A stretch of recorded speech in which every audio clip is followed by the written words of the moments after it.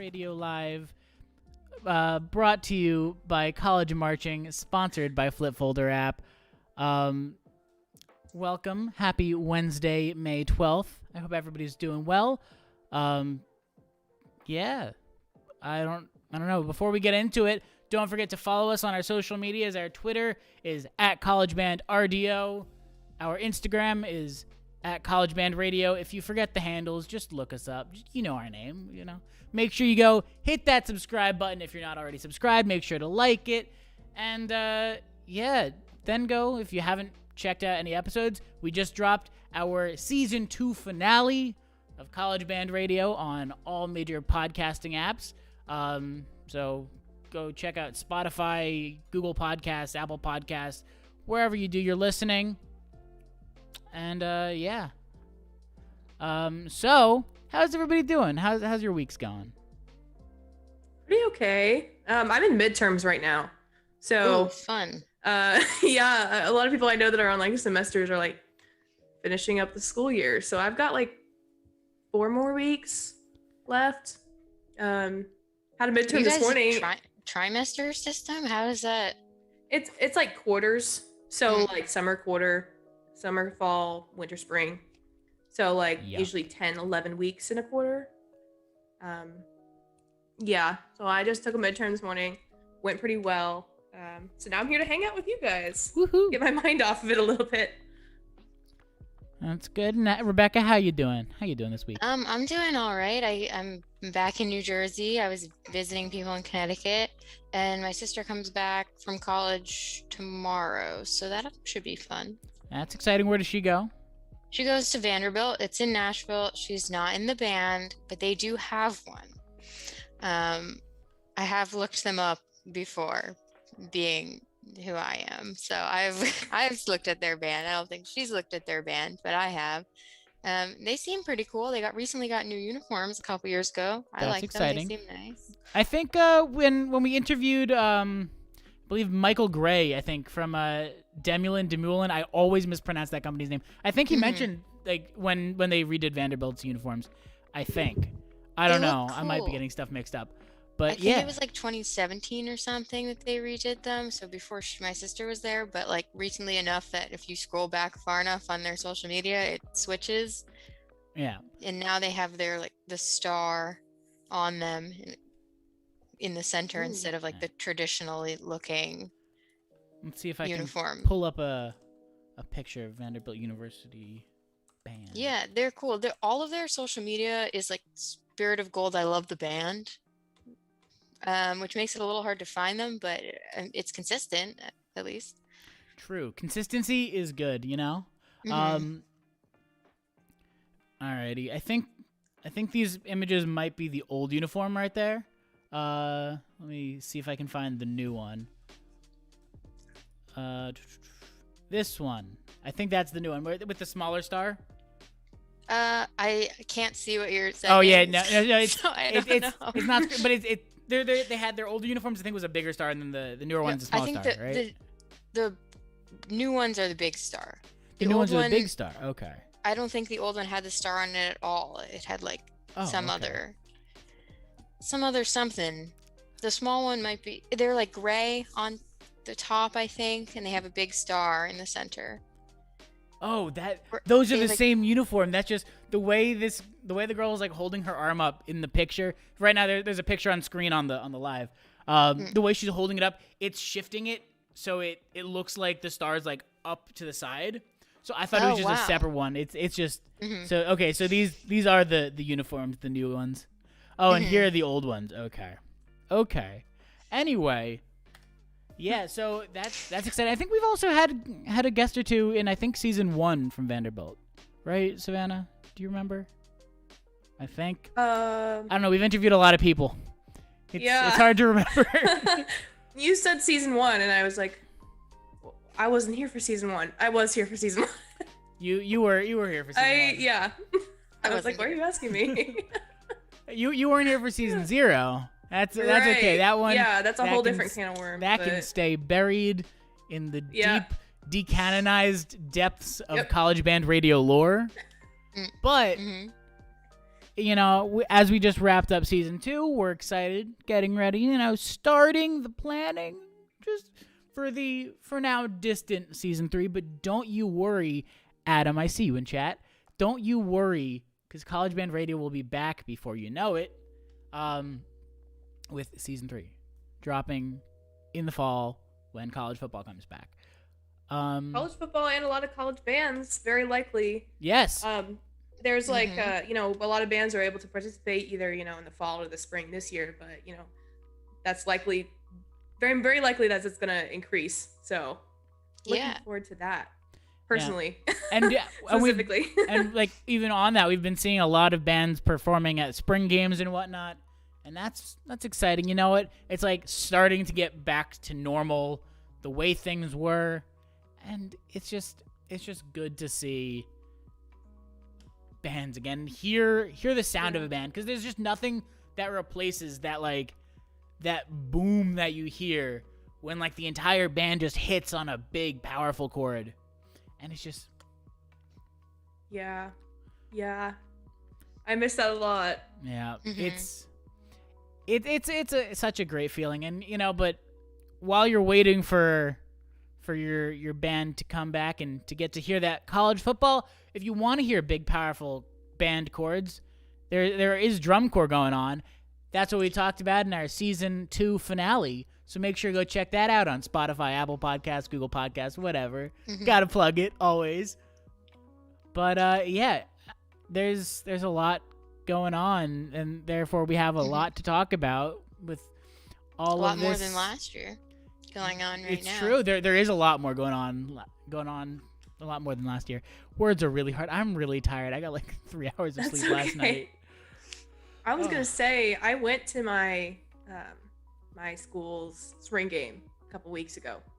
Oh, fun. Actually, it was exactly like 2 weeks ago ish, and the band wasn't there, but they had recordings, so they showed a virtual pep band that I had been a part of, that I recorded with people, not with people, but recorded a couple months ago, so that it's been shown at a bunch of different athletic events. But obviously, like, throughout all of this time, I've been missing band, missing being involved, missing my friends, stuff like that.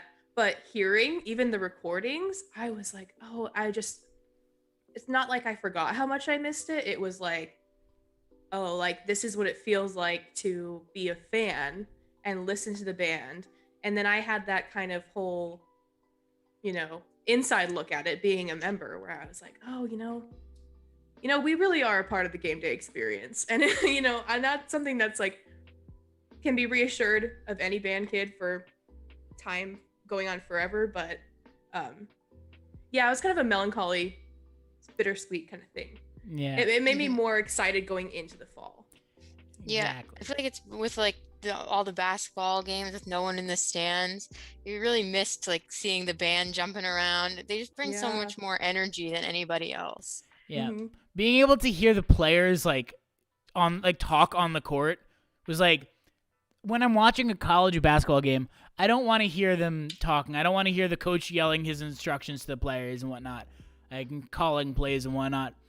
I want to hear the crowd. I want to hear the band. And like, they can pump in the fake crowd noise, but it doesn't have the same effect. And then when they had for the tournaments, when they had the crowd actually there in the arenas, it was just such a weird, I wasn't expecting it, and I wasn't used to it. But I've been watching a lot of minor league baseball recently on TV, and especially there, because the broadcasters are like, a few feet away from the crowd. You can really hear like just the fans talking in the background, and it's like people are back in stands.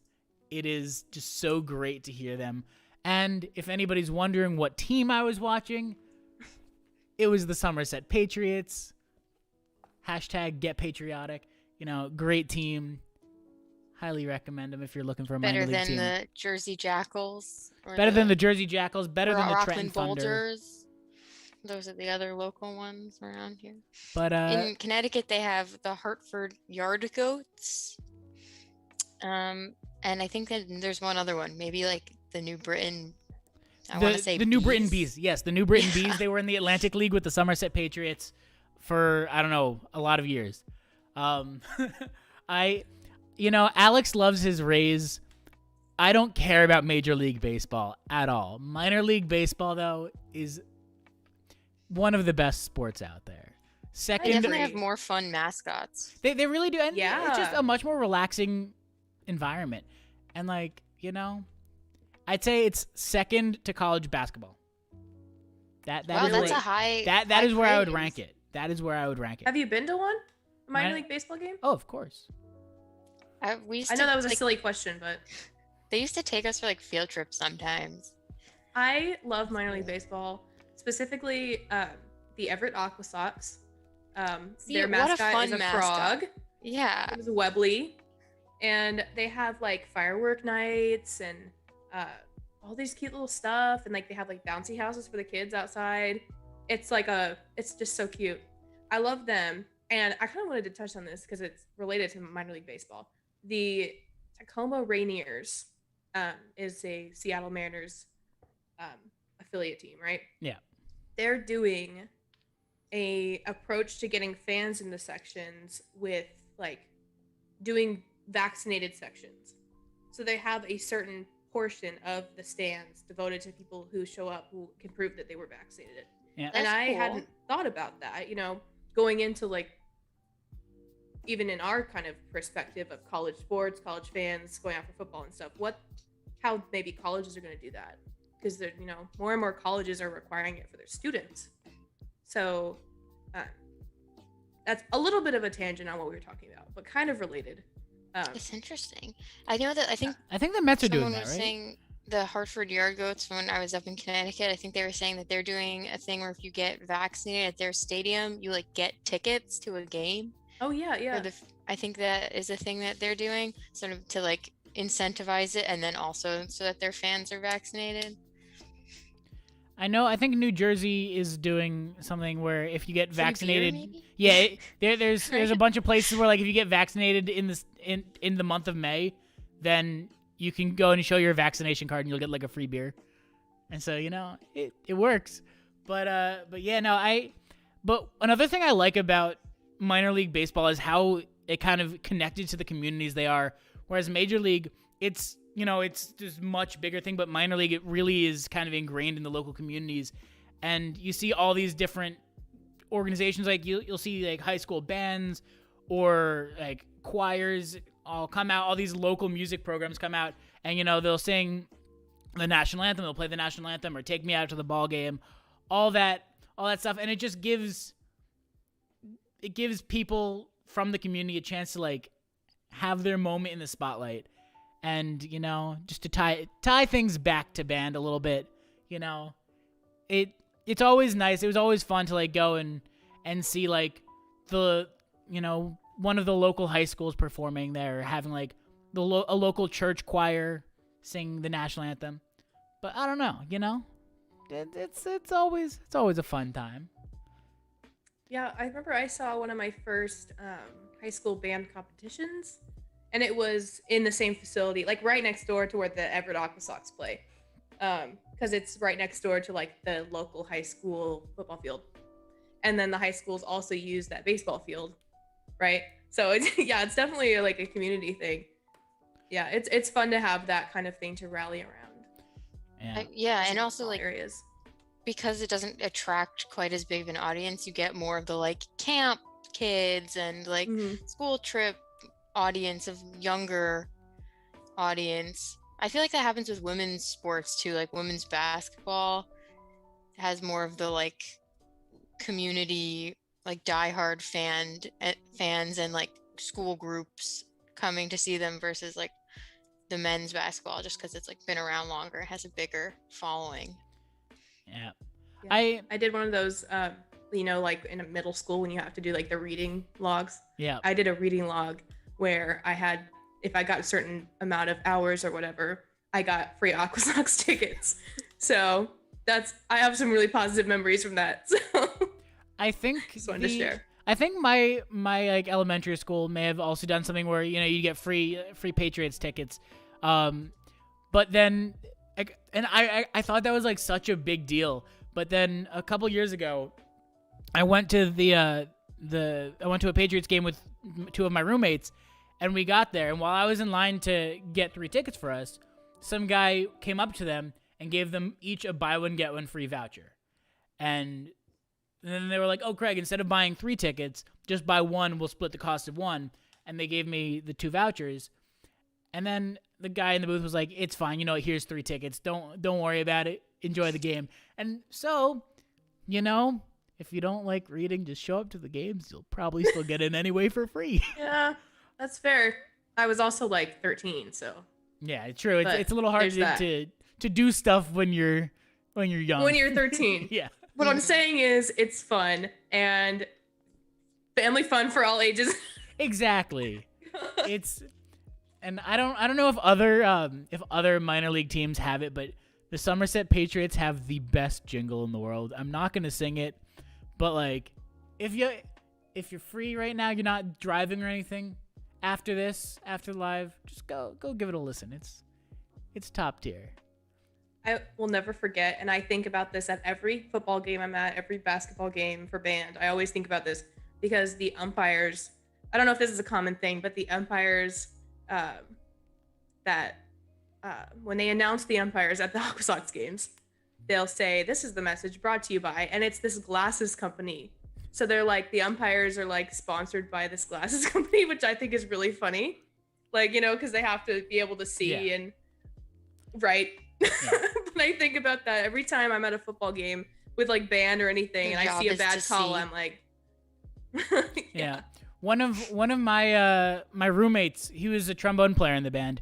His family owned like they're not the eye doctor, but like the people who like actually make the lenses, like one of those, like when they're like, "Oh, we send the prescription off to the lab," like they're the lab that the prescription gets sent to. And so I would always yell at basketball refs like, "Hey, you should get some glasses so you can actually see the game. And if you do, make sure to get the lenses from there." And like I'd like plug the name of the company online or on like in the game, like scream it out to the arena. And like when you get glasses, you don't pick where you get your lenses from. They just go to wherever they have a contract. But it was always fun. Always fun to complain about blind refs. We're all glasses wearing people here. We really are. We're all blind as a bat. My glasses are super reflective. Mine is. I have a conflict. This goes back into band season. I have one eye that's like pretty bad. The other one's fine. So like I can do things without my glasses. It's just not like the best. Yeah. So I usually will like march without my glasses on, or go to gigs without my glasses on. But I remember one time I was wearing my glasses for game day, and I think I had just forgotten to take them off. And we do this pregame thing where we march into the zone, which is like this whole kind of fan experience thing before people move into the stadium. And we were doing this choreo, and like I'm all over the place. My glasses were falling off. It was like my Shaco and my glasses were falling off, and I said, "Okay, I need to learn from this moment." I don't even have contacts. Maybe I should actually like finally look into getting contacts. But yeah, that moment I was like, okay, no more glasses. No more glasses on game day. I'm just gonna have to deal with it. I had an experience with an issue with my glasses during my first game of junior year, I think it was. The game was War Before the Shore was like the theme of the game. Like they had like a hot tub in the stadium and whatnot, and like it, because it was before Labor Day, and so and then after the game it was like a Friday night game, and then afterwards everyone went down to the Jersey Shore and had one last hoorah at the beach. But anyway, the Band Alumni Association gave everybody in the band a pair of these red sunglasses. But obviously, with glasses, you can't just pop on like a pair of cheap sunglasses. But I tried to like squeeze it on over top of mine anyway. And, the screw that holds like the arm onto the frame must have been loose already. Because when I got off the field and I took the sunglasses off, my glasses just fell off my face in like 2 parts, and I was like, oh, that's not good. So then I managed to just like squeeze everything back into the little cheap plastic frames, and and I made it work for the rest of the game. But I have a similar story. I broke my glasses at a football game when I was a junior or a sophomore. When I was a sophomore. It was the very beginning of the game, and I had obviously not these glasses, but I had a different pair of glasses, and I was standing. The UConn band runs down the stairs for pregame, like we start up at the top, and then we ran down onto the field and like to our spots. So as we were lining up to do that, my glasses broke. Like the like one stick just came off, and I couldn't do anything about it because we were literally seconds from running onto the field. So I just like panically turned to one of my section leaders, who's just like, stick it in your glove, stick it in your glove, stick it in your glove. The like one stem of my glasses. And I play clarinet, so our gloves had the fingertips cut off, so I just had like it in my glove with the end of it sticking out, and I had to do all of pregame like that and just hope that my glasses aren't going to go flying off my face because they were just half attached. Oh, that is so nerve-wracking. And then when I got into the stands, I was able to, like, someone in the pit had like duct tape, and I was just like had duct tape. I duct taped them back together, and that's what I did for the rest of the game. But yeah, they were broken. That was it. Yeah, you know, you got to do what you got to do, and if that's the only way to make it work, well. Yeah. I know in the Rutgers pregame show, it changed going into my junior year, but we used to have a bow in it. We would play a song called Colonel Rutgers, and then we would take like a bow. And if my glasses were like that during that show, oh, I mean, forget about it. You know, you go down, those glasses are, they're on the ground. I feel like having glasses can be annoying, like with a Shaco. Because sometimes your Shaco is supposed to be like 2 fingers off your nose, I guess, depending on the school, but a lot of schools do. And you can't bring it really far down enough because they just hit the brim.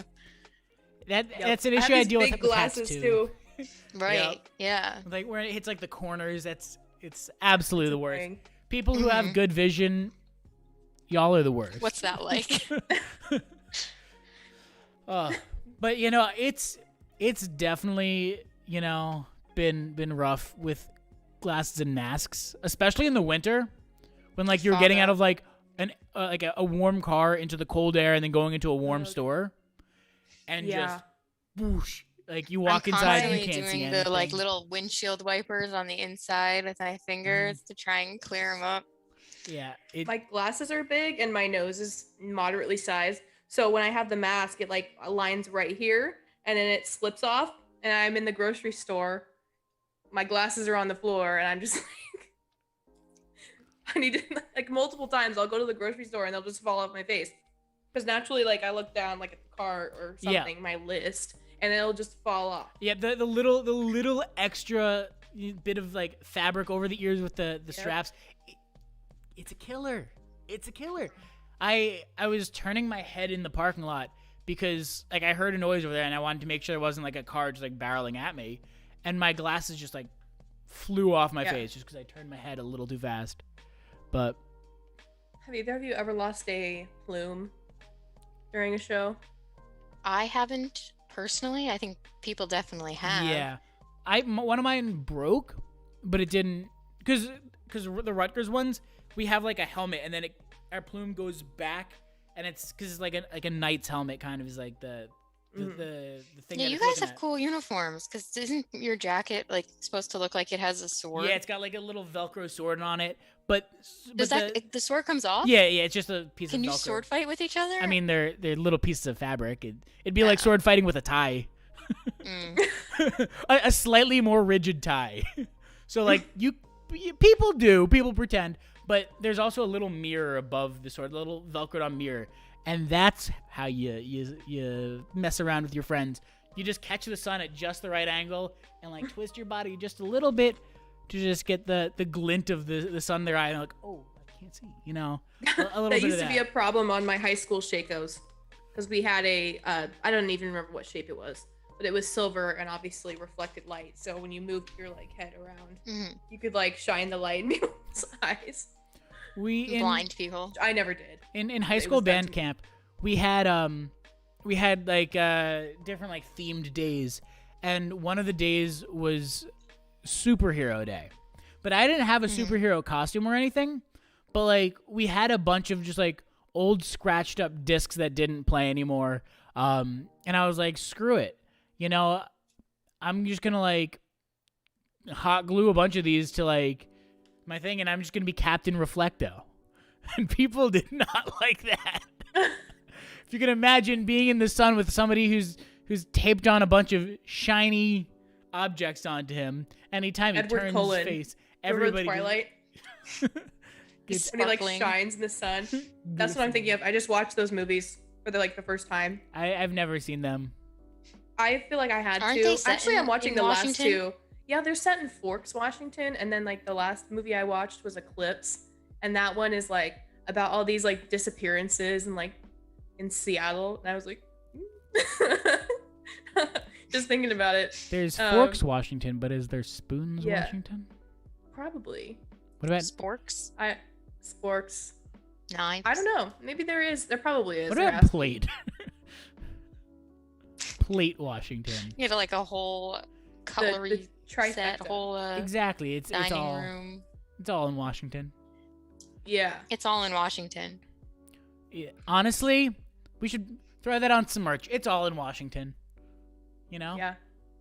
But yeah, hopefully we haven't plugged this in a long time. Hopefully soon the merch store will be up and set. I don't think we plugged that in months because we're still waiting on it. It's still waiting, but if you We're want making some good stuff. yeah, we're making So- we got some good stuff lined up. So when it drops, make sure you go out there and you get your College Band Radio stickers for your laptop. Make sure you get your hashtag #MellowGang merch. I honestly can't remember all the stuff we have, but when that eventually does come, make sure you go and pick some stuff up because it looks dope. It's gonna be cool. It honestly is. Also, just a reminder, don't forget, if you haven't already, make sure to like the live stream. Make sure you hit that like button. But I don't know. There's other things that I was about to say and then I forgot. Yeah. What it was on the same topic of like glasses. Reflecto man. Oh no, Alex in chat, he asked what our band's policies are on sunglasses. So I know Ooh. at Rutgers, unless it's like everybody is wearing sunglasses for the game, you don't wear sunglasses. But the issue is the past couple years, I had transition lenses in my glasses. So I was like the only one out there with sunglasses because my glasses would just do that on their own. And it was like, and like we wouldn't get night games, you know, we were Rutgers. Right. We would get My roommate had that. afternoon games. So sun was always up and my glasses were always just not a fun time. We were like technically we were allowed to wear sunglasses, but they had to be black. That was like the rule, so that they would blend in. But people never really followed it.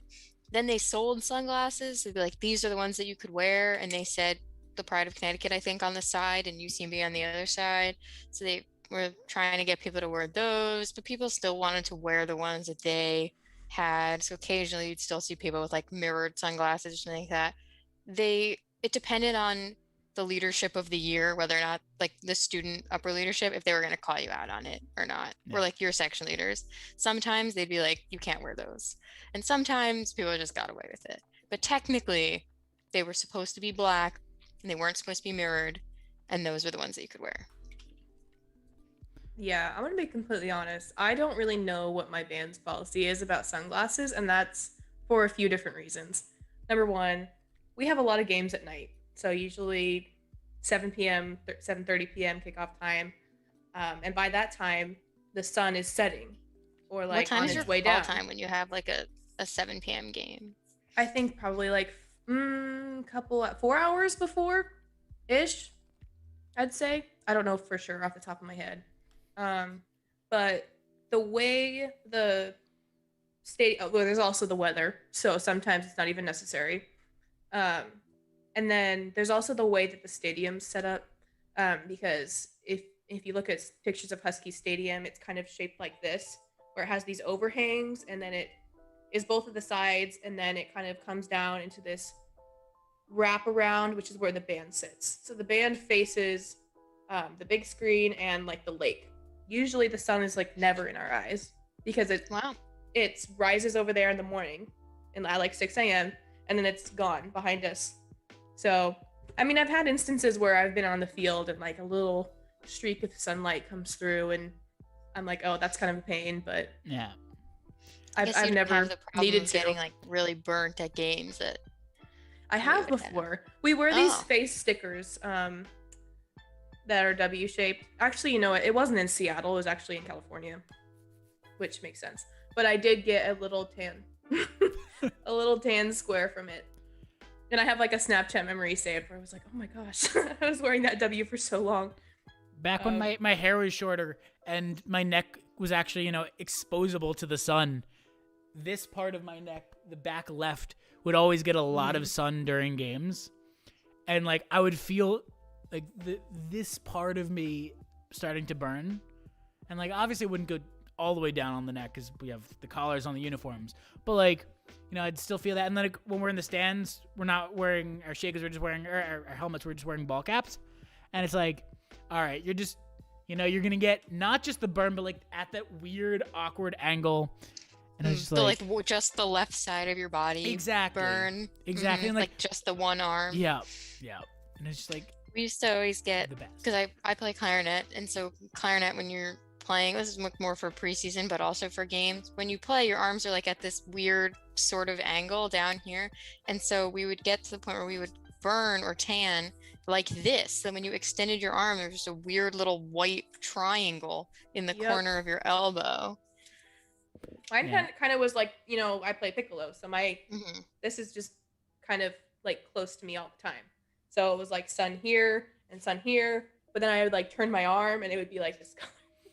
I think the weirdest tan I've ever gotten was one summer I was doing delivery driving on campus, and I would have the window rolled down, arm kind of just like resting on the side, the other hand on the steering wheel, and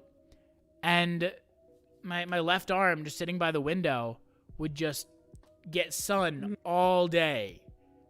And so then like by the end of the summer, like I looked at my arms and I was like, these are like the arms of two different people. Like this is like a pale one. This is like a pretty solidly tanned arm. And it's like, well, that's just incorrect. But like watch tans were always, after band camp, you always get the watch tans.